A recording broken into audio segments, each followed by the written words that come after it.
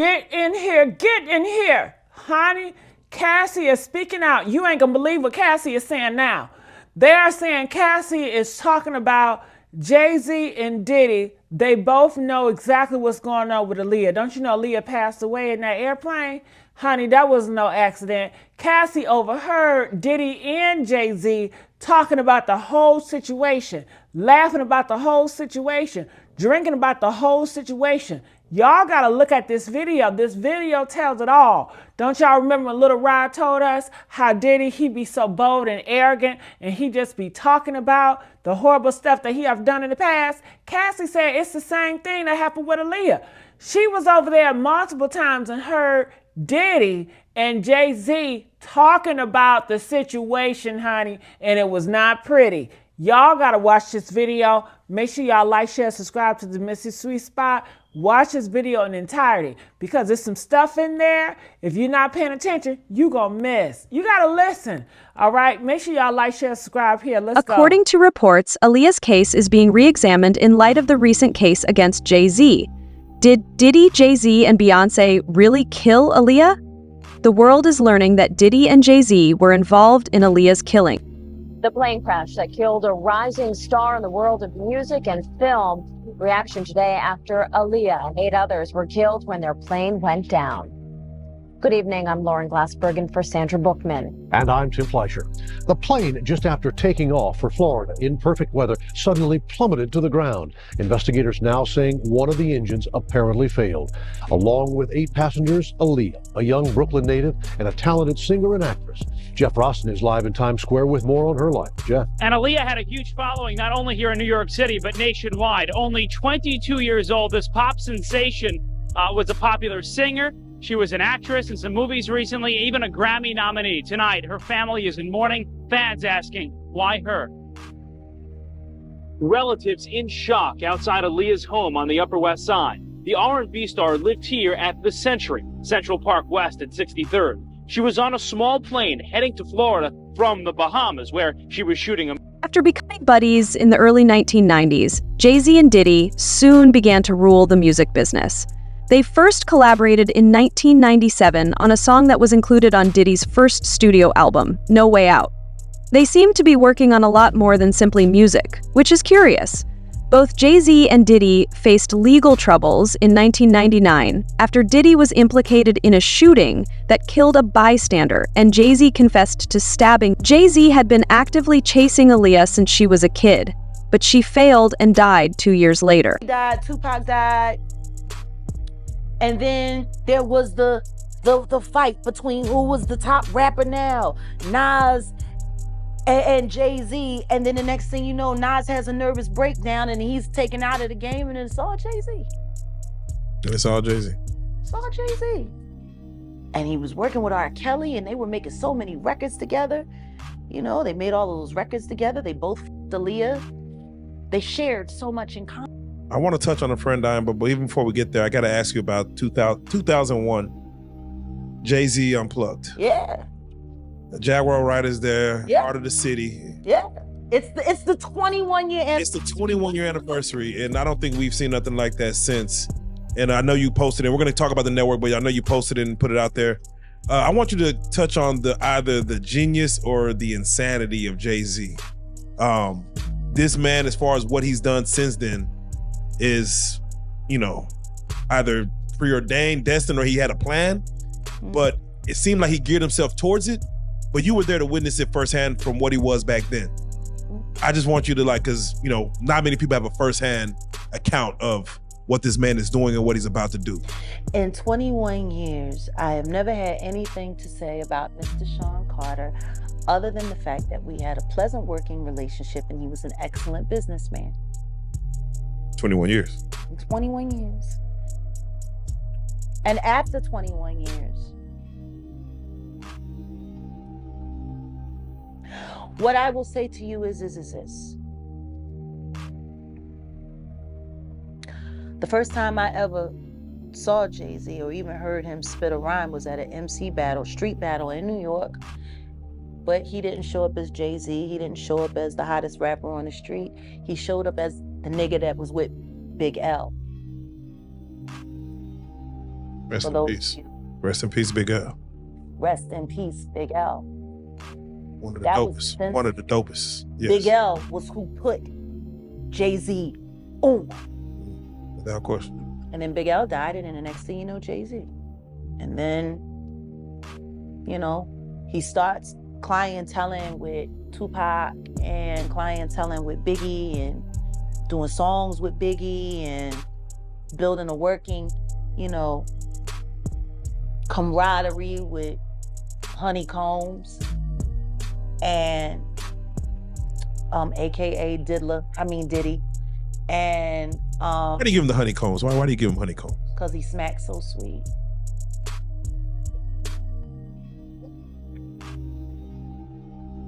That fucking sodomite. Anyway,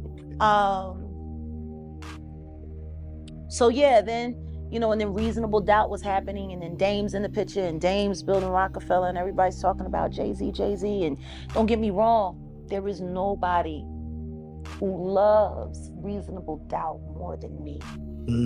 At the time of. Body. No, still. Yes. To this day. Still. Listen to me. I don't give a fuck how I feel about you. For me to have bad feelings about someone and not acknowledge art and its greatness or at its finest is hating. Maybe I don't fuck with you, but them shoes is hot, yo. You know what I'm saying? Like, you gotta be real. So I will never. Shit, I was just listening to Watch the Throne earlier this week, and that shit was enraging me. Cause I'm like, y'all motherfuckers was living for this fucking album and was Kanye.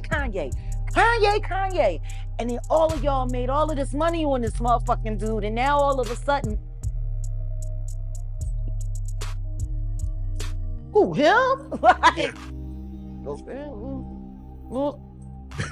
Like he was good enough when you let him slump Just Blaze's fucking whole career.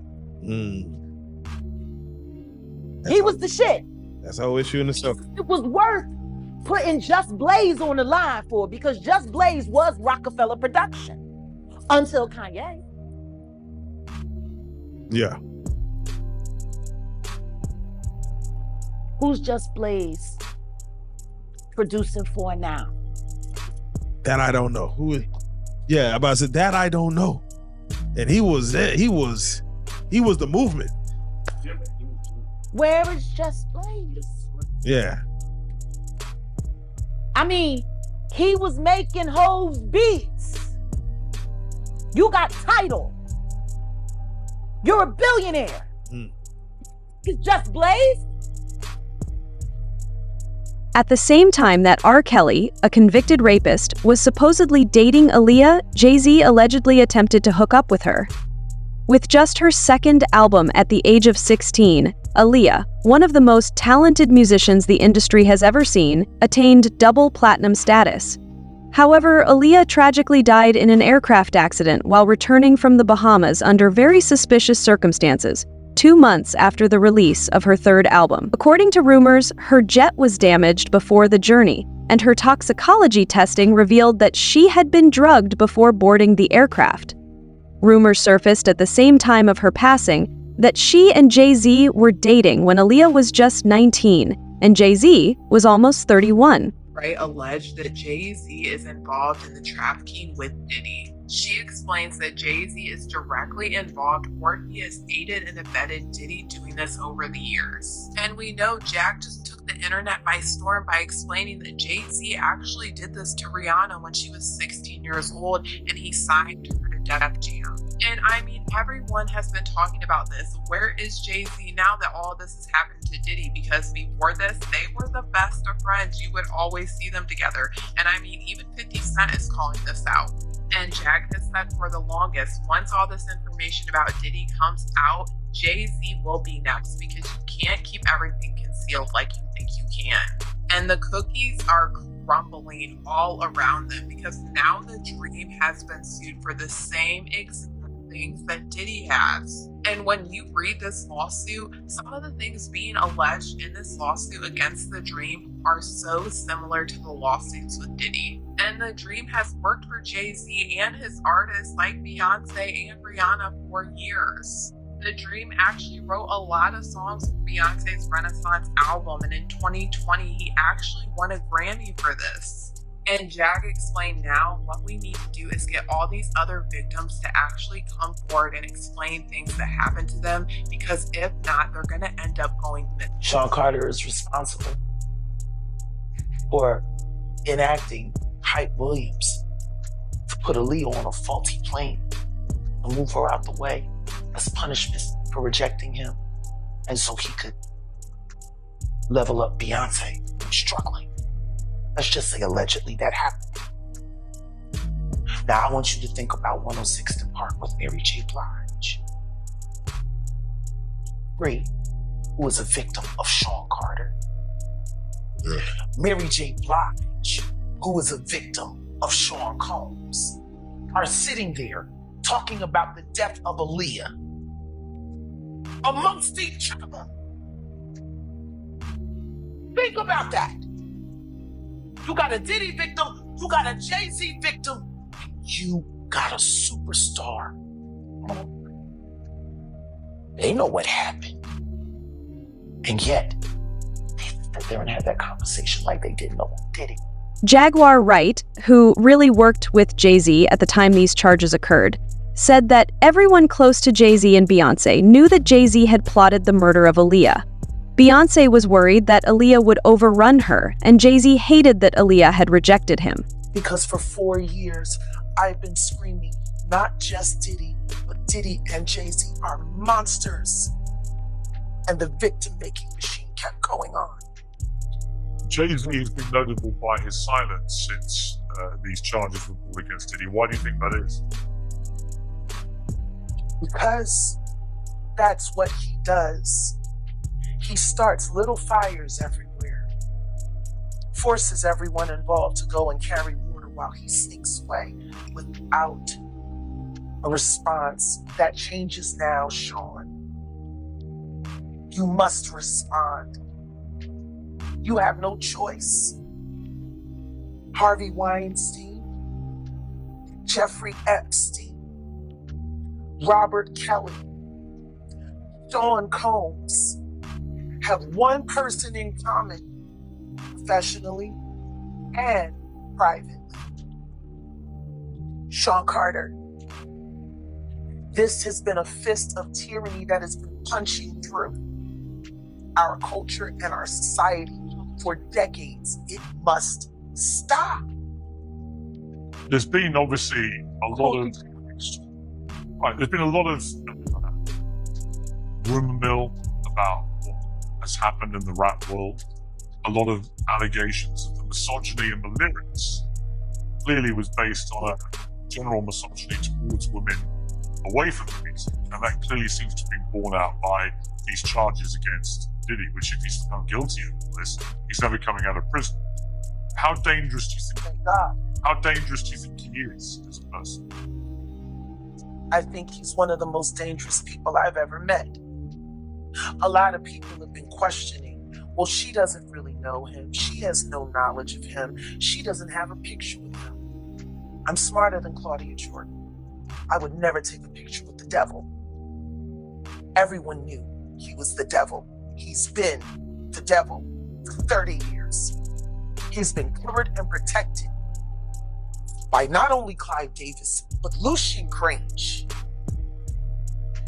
He was selected to be the demon that he is, to keep the culture in line so the industry could continue to rape it for all of its precious jewels. We have too many lost. The list of lost is ridiculous, and everyone knows Diddy was selected for. R. Kelly was allegedly cheating on Aaliyah and had secretly married her. The co-founder of Rockefeller Records, Dame Dash, talked about Jay-Z's connection with R. Kelly and how he tolerated his abuse in a recent podcast. Dame Dash severed their connection because of what he'd done to Aaliyah and his association with R. Kelly. Awake. The most fucked up shit was Aaliyah dying. That was the most fucked up shit. And all the shit I had to deal with that. You'd be surprised how people act when they think you're hurt. That's when they really start trying to make moves on you. But that's when they try to make moves on you. That's terrible. You remember that when that time I was beefing in Def Jam and shit? Like when I was they got that tape of me flipping on Kevin Lyles and right. The reason why they had tried to that meeting, that wasn't Aaliyah, but my Big's brother Bobby Burt, Baba Law had got killed, and we were all at the wake the day before. So that was like one of my first brothers that got. That was one of the first times we ever dealt with no shit like that, and that's when they made that meeting. They said they sent the email knowing we was all at the wake, and they made that meeting to do some shit behind my back. So that's when they go, and business is ruthless like that. Life is ruthless like that. So I don't have no. I'm not like I'm like not butthurt about it. I just be like, all right, now I'm gonna torture y'all. And that's the reason why they got to click up to get at me. For the Aaliyah situation, were you supposed to be at the video shoot? I wasn't. What happened was I was at. We were both. They were doing it in Miami, and I went State Property. The funny thing is, Freeway. She loved Freeway's records the most.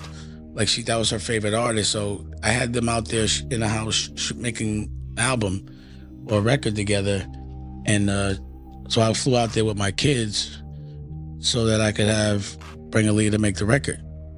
So I was out there, and then she made the record with Hype. I mean the video with Hype, and I had just made like Big Pimpin' with Hype, so I knew what he was about. And I told her, I went to the video and was like, don't have him tell you that you need to go someplace else to shoot the video, because he just does that so he can skip. He did it with us. And sure enough, Hype wants to go to this place, and I was telling her, I told you he was going to do that. So I told her like I didn't want her to go, and that's kind of fucked up, because that was one of the reasons why she was in such a rush to get back. You know what I'm saying? So, and it was crazy because that was like the one time her mother had got like a operation on her eye, so she couldn't fly. Her brother was in Australia for some reason, so it was like one of the rare times she was ever alone, or not with her like team like that. And even when she got on the plane, she didn't like the plane. So like one of our last texts before she went there, because she couldn't text from there, and it was the BlackBerry at the time, was I don't like the plane. And I literally was like, don't get on it. But it was like we were squad. It's a long story, but I don't really get into it. But yeah. No worries. No, just shit. I don't really. Not even that part, but just that's what it was. Like she knew that plane was fucked up, but she got on it. She was always scared of planes. How'd y'all meet? How do we meet, romantically, or how do we meet like at first? Either, both. Well, I first met her like a basketball game, but I wasn't really looking at her like that. She was like, sort of like Nicolette, like a little boy to me. You know what I mean? Because she had the big. Nicolette, she took offense to that. No, she did.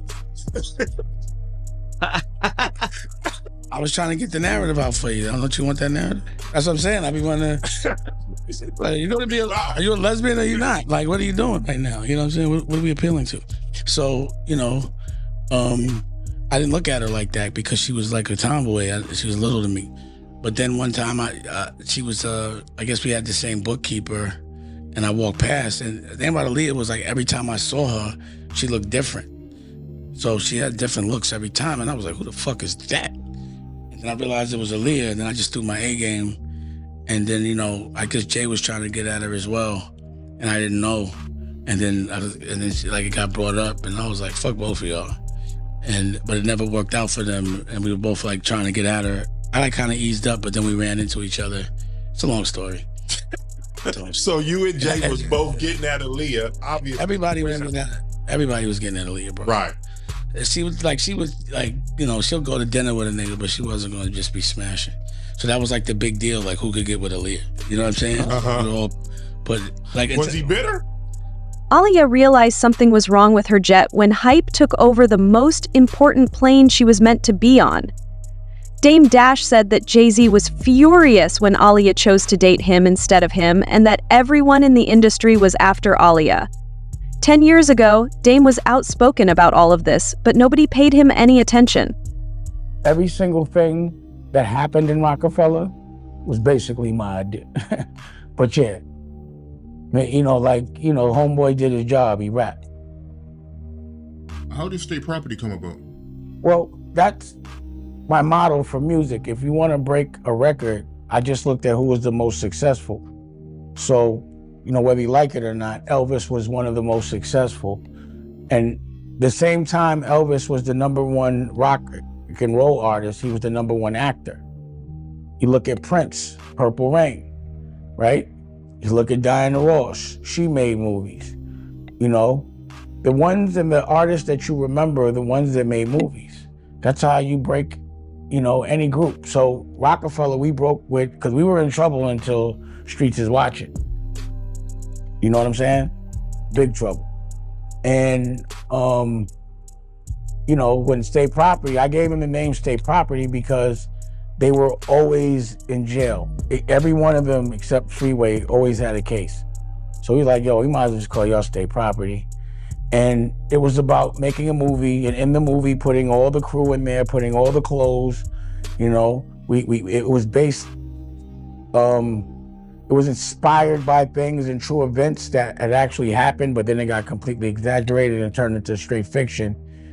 And then we made a soundtrack, and I put the way I looked at it was, because every artist, you know, had a budget, but if I could do one project and put all the artists on it, it wouldn't come out their budget, there would be a new budget, and whichever record or single from that soundtrack kicked off, that would be the artist that would come out first. That would dictate, you know, who we would put our attention on, because you couldn't work all these different records at one time. It's just too much money on the street and not enough resources and not enough manpower. And what came out of that, I think, was Chris and Neef, their single, it was a bunch of stuff. But it was like a way I could make videos without, you know, taking it out of their budgets. Wow, so the Streets is Watching was your idea? Come on, bro. Yeah, of course. Yeah, what happened there was, and again, look at the receipts. For some reason, Homeboy wanted to be, and I hate to say this now, but Puff was killing him, right? He was killing him is when Biggie died. And on another note, I was in the studio when Source Money wrote Every Step You Take, because Puff started to try to pay the artist on Rockefeller and State Property to come write for him, and I wouldn't let any of them go over there without me because I didn't want them to be influenced by whatever was going on over there. So I was like, I'm going over there. I would never let them go over there without me, and I would make sure I negotiated all their deals. So anyway, Puff was rolling. I remember running into Mace right before he did that video with the red shiny suit on, and I'm teasing him like, yo, what are you doing with a red shiny suit on? And he was tight, like, man, Puff got me doing this And I'm like, yo, what happened to Mace Mussolini? But that shit worked. So I guess, you know, Jay wanted a Hype Williams video, and I wasn't jacking Paul's hype neither. I didn't want nothing to do with that shit. And Hype gave us a treatment that had Jay as a clown, literally a balloon. He had his nose as a balloon and he pops it, right? And I was like, yo, he's trying to pause, give us the banana in the tailpipe. But Jay was like, nah, you know, that's what everybody doing. That's what we got to do. All right. So we do it. It's called Sunshine, you know? And we got these suits on. And what was up about it was, I was like spoofing them. Like I was like, oh, we go, you know, it was like a spoof. And everyone took it serious. Because we had suits and they roasted us for that video. I'm talking about everything was on the line. Leon said he wasn't f***ing with us no more. I was going to give him his money back that they had advanced us so we could go be independent again. And instead, I decided to make a movie about the B-sides. The tough, because I like the B-sides. I hate singles. Because I don't want to hear everything that everyone else is listening to. I like to be different. So I like when you get in my car for you to hear some fly shit that you never heard before. Because I'm Dame Dash. I should never be playing something that you heard before. You should be hearing some bubonic shit when you get in the car with me, if I'm Dame Dash. And I've gotten in the car with Kanye and everybody else and always be like, yeah, You know, it's always something they didn't hear. And the reason why is because I keep a lot of eclectic people around me. But anyway, that's another story. But because of that video, that was the reason why we did Streets is Watching, and that's what took us off, was Streets is Watching. But yeah, every single movie, every single idea, Rockware, any other vertical that came from Paul's Rockefeller was completely my idea. And I dare somebody to say it wasn't. I could say that with full confidence. Yeah, that Streets is Watching was classic, man. I remember being a kid and my uncles, they had that on repeat, like non-stop. They just kept playing that over and over, man. When we made it, the way I looked at it was, we had just got, all of us had screens. No. Jay had screens in his Lexus. I didn't have screens in mine. Did I? I can't remember. But, you know, that was when everybody was putting screens in the headrest. But you needed something to play. So I was like, yo, it'll be like a visual album. So while it's playing, you could watch it, you could hear it. And I've always made visual albums from then on, you know? Industry insiders always knew something was amiss between Jay-Z and Diddy. 50 Cent said in a recent interview for his upcoming documentary series, Diddy Do It. According to 50 Cent, the lawsuit against Jay-Z is confirming his long-held speculation that he has been right about his quiet about the Diddy case. In particular, Netflix docuseries that you've been working on, Diddy Do It. Right. You've been saying for years that you feel you knew Diddy's character. Right. Yet you said you weren't a part of that lifestyle, you weren't going to the party. So what makes you so absolutely sure that these kinds of allegations that we've seen against him are true? Well, I'm surprised by the allegations, as surprised as everyone else is. Like, I didn't make the allegations, I didn't tell people to say these things. It comes out, I see it in the news like everyone else, but I did feel uncomfortable with the way he would present the idea of going to these projects. To come party with me. Yeah. And then that swayed me away from it. Just that long. So you didn't realize as much stuff was coming. Like when I seen today, it was allegations of 3 men that said he drugged them, and it's a long time, to be honest with you. Like when people don't remember being violated for 20 years, it makes me feel a little hard. What are your thoughts on the allegations against Jay-Z? That was interesting. When I was saying things, not knowing exactly what I was saying, I was going, but like, where's Jay at? He's mad quiet. Like while the Puffy thing was going on. But it's obvious now that his team was being made aware that he was in those allegations also. You know, so I hope it works out, because with his family, the things that go on internally is that go. On December 9th, rappers Shaw Carter and Jay-Z were sued civilly by Tony Busby, who claimed that Carter and Shaw Diddy Combs were responsible for the alleged rape of 13-year-old Jane Doe. The victim, who has autism and is now a mother of 2, claims that Diddy and Jay-Z raped her at an after-party after the MTV Video Music Awards in New York City.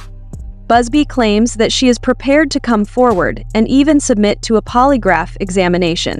About Jay-Z, the artist, the businessman. Well, the complaint begins. Defendant Sean Combs, along with his longtime friend and collaborator, Sean Carter, drugged and raped a 13-year-old girl at an after-party following the 2000 Video Music Awards. Another celebrity stood by and watched as Combs and Carter took turns assaulting the minor. Many others were present at the after-party but did nothing to stop the assault. Combs had been allowed for years to conduct himself in this manner without any consequences. He believes he is above the law. He is not. His close friend Sean Carter has been with Combs during many such instances described herein.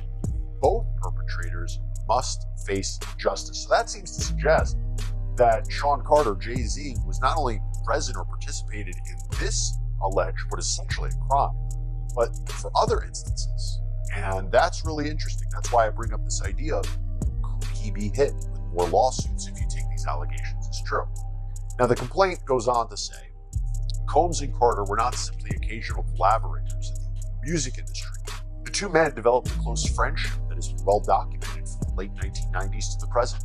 Together, they attended countless music industry events for each other's business ventures, parties, and after parties. Indeed, the two are apparently so close that Combs stated in 2023 that Carter is the only person, other than Combs' mother, was allowed to call him by his legal first name of Sean.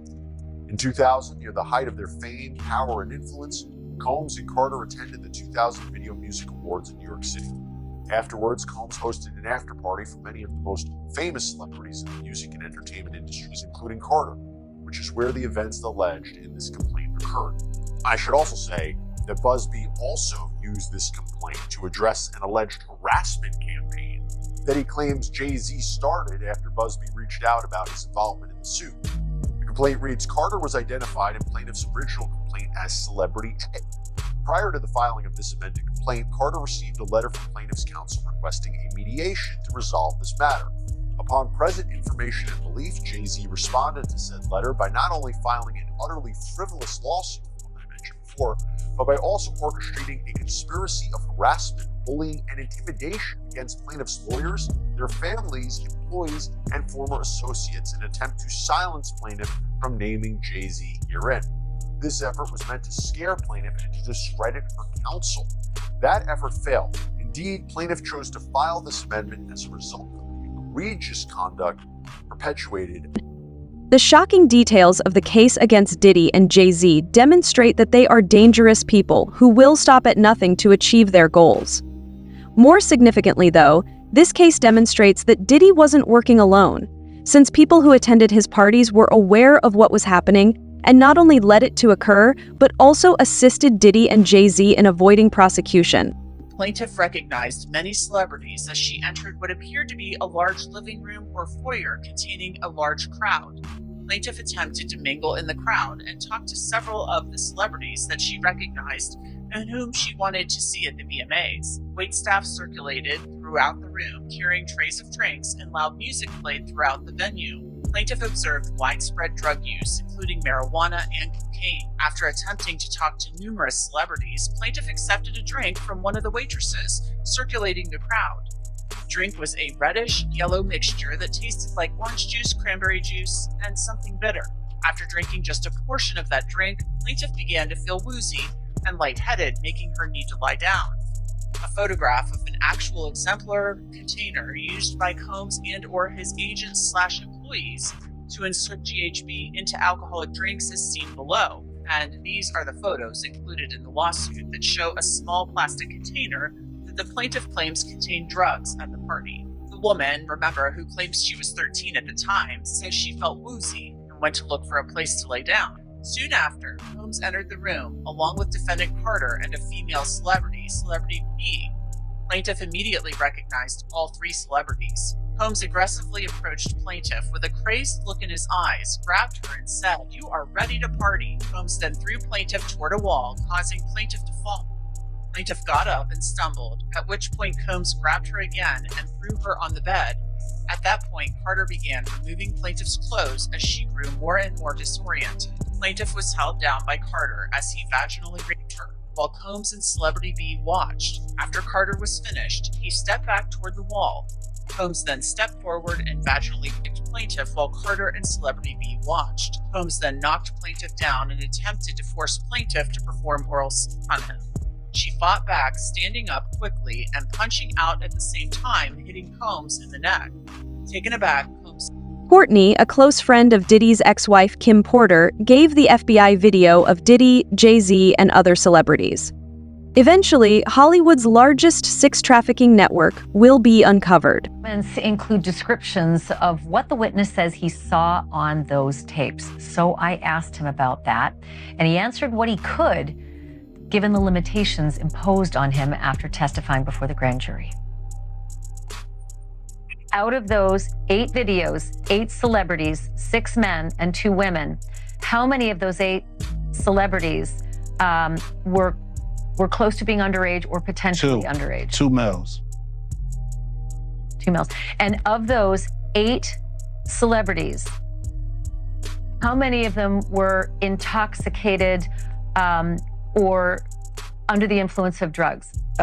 This is going to be all speculation. I just want to preface it by he wouldn't know if they were right. Sure. Appear to Let me rephrase it. Based on, yes. Understand. Out of the 8 celebrities who were recorded having intimate relations with Sean Combs, how many of them appeared to be Either inebriated or intoxicated or under the influence? All of them.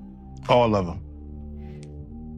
Out of those 8, how many appear to be potentially victimized? How many might have been victimizing? I think all, to be honest, all.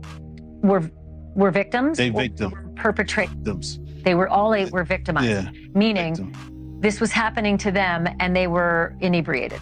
Right. Not knowing, I guess, how much proof it was in it, what they was doing. And of those 8, how many seemed to be potentially minors? 2 to 3, possibly 3. Jane Doe, a victim, described the torment she suffered at the hands of Diddy and Jay-Z in a recent exclusive interview with NBC News. Only someone who attended Diddy's freak-off party could have understood the details of the woman's testimony. She mentioned the specific celebrities that attended the party and described the decor of the venue. Surprisingly, she also knows who Diddy's type. You should always advocate for yourself and be a voice for yourself. You should never let what somebody else did run your life. A 38-year-old mother from Alabama who has filed a lawsuit accusing Sean Diddy Combs and Jay-Z of raping her when she was 13 years old is speaking out to NBC News for the first time. She asked us not to reveal her identity. What made you want to come forward and talk today? Because I think that I've been quiet long enough about what I've been through, and it's been hard enough to be quiet. But it's a chapter of my life that I'd like to close. An NBC News review of her account found inconsistencies with her allegations. She says that she went to the MTV Video Music Awards in 2000 to catch a glimpse of her favorite celebrities. You weren't scared to be all alone? With having autism is like feeling like you live your life in a shatterproof juggle ball. The world's on fire. The fire is inside the ball with you, but there's no way for you to get out. In addition to having autism, the woman says she suffered a head injury. The night of the 2000s VMAs, she says a friend drove her from Rochester, New York to Manhattan, a more than 5-hour drive. Her attorney provided NBC News with the name of the friend who has since died. The woman says she spoke to Combs' limo driver, who offered her a ride to an after party. I stumbled upon Diddy's driver, who told me that I was exactly what Diddy was looking for. What did you think when he said that to you? I thought it meant that I was just pretty. She went to a White House, she says, where she spoke to musicians Benji Madden and his brother. I'm talking to Benji Madden about his tattoo because, I have about his tattoo that's the Last Supper, because I have a religious background. So it was just something to talk about. In a statement to NBC News, a representative of the Maddens confirmed that they did not attend the 2000 VMAs and that they were on tour in the Midwest at the time. At the after party, she says she had a drink that made her feel woozy. Then she says Combs and Carter took turns raping her while a female celebrity watched. JC comes in, rapes me. He at that point I was fighting, trying to get away from him, and he put his hand over my mouth and told me to stop it, cut the. After the alleged rape, she says she ran to a gas station where she called her father, who picked her up and drove her home. We rode home in silence. He didn't ask me what happened. He didn't ask me what I did or where I was. In an interview with NBC News, her father said he could not verify the claims. Quote, "I felt like I would remember that, and I don't. I have a lot going on, but that's something that would definitely stick in my mind," he said. When we asked the woman about the contradictions in a phone interview on Friday, she said that she stands by her statements. "I have made some mistakes," she said. "Honestly, what is the clearest is what happened to me." The inconsistencies in her account of an incident alleged to have happened 24 years ago does not necessarily mean the allegations are false. The accuser's attorney, Tony Busby, said, "Because we have interrogated her intensely, she has even agreed to submit to a polygraph. This has been extremely distressing for her, to the point she has experienced seizures and had to seek medical treatment due to the stress." In a statement to NBC News, Sean Carter said, "This incident didn't happen, and yet he filed it in court and doubled down in the press. True justice is coming. We fight from victory, not for victory." Is any part of you scared coming out against such powerful people? Yeah, I'm scared of what could happen, but I'm more afraid of letting it eat me alive from the inside out than I am of,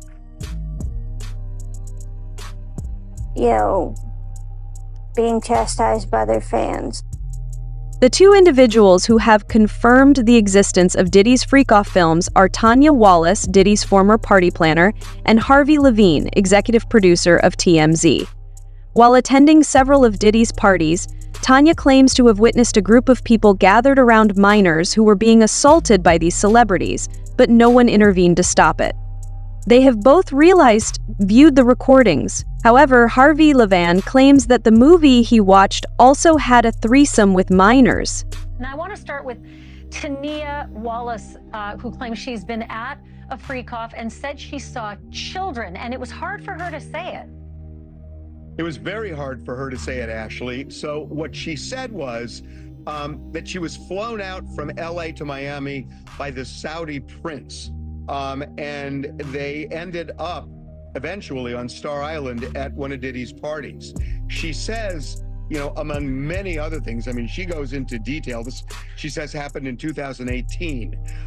She says that she walked into the house and there was a cluster of adults around what she described as little people. And they were dressed up as Japanese Barbies. I forgot the name. It's Eric something. You can help me out here. It's a certain type. Yeah, anyway. I know the name, but I've forgotten it. But go ahead. So she explained that that they were just clustered around these little people, and I kept pushing her, and she eventually said, "Look, they are little people who should not be at an adult party." And I pushed her, and it was apparent what she was saying is they were minors. Now, she didn't see anything specific that was going on with them other than that adults were kind of huddled around them. But she told just a wild story about what was going on at the house, even at 7 in the morning, that this thing apparently raged all night long. It's amazing. TMZ always gets such great scoops, and this one might be one of your best as well. You got a hold of one of the freak-off tapes. Your producers have seen it. The description is, and I'll quote, "It's porn directed by Diddy himself." And a male sex worker really sort of walks through what happened in the experiences that he had. They didn't sound illegal, but they sure seem to comport with a lot of the other stories that have been told. Yeah. So this was a threesome. What you would ask me about earlier about Tanya Wallace, she said there were more than 100 people at that party, including at least 4 celebrities. But what you're talking about now was a threesome, and that's something that the U.S. attorney even referenced. And his lawyer in an earlier documentary we did, he was describing threesomes. He says it was all consensual. So yes, what we're told is that this male sex worker was flown out to various locations over a couple of years, Miami, New York, Los Angeles, and one other. And they would meet in hotel rooms, and Diddy would often watch as he would have sex with this woman who was associated with Diddy. So that seems to be what the feds are looking at right now in terms of alleged sex trafficking, if they are transporting somebody and perhaps paying them to cross state lines. That could end up being part of sex trafficking. Now, we know that this guy got a subpoena and he ended up not testifying before the grand jury, but talking to prosecutors, and we're told that he left that tape with them. And in fact, if he was transported, if he was even consensual in that setup, you're right, that is sex trafficking. It's classic federal crime to cross state lines for the purpose of selling sex. But it also comports just with the description of many of the other incidents that did sound illegal, where there was, heavy intoxication involved in some of these incidents, but the setup sounded very similar. There was something else that was so revealing in your interviewing with two friends of Diddy's who seemed very defensive of Diddy. Stevie J, a producer and a friend, and Ray J, an entertainer and a friend of Diddy. No matter how many times you ask the question, both of them seemed to deflect. I never took part in any of it, and yet they were so close to him and seemed to suggest that famous people are paying off victims to keep their names out of the Diddy story. Well, Ray J as much as said that to me, that he said that there were celebrities confiding in him, that they were either approached by either the man, woman, or their lawyer, or they actually went to the person themselves and offered money for silence. That's what Ray J is saying. Now, I will say that we interviewed Tony Busby as well. He is the Houston lawyer who is representing more than 120 alleged victims. And he told me that, yes, they have sent demand letters out to various other people, high-profile people, and it's essentially an ultimatum. Either pay up or we're going to sue. When additional allegations are brought, it becomes more difficult to overlook the startling links between Aaliyah's premature passing and some of the most well-known figures in the field. Do you believe that justice will be done at last, or will these influential people be able to silence the truth once more? Resurrected cases and the release of devastating testimony seem to be directed at Diddy, Jay-Z, and others. Woo, honey, it's a lot going on.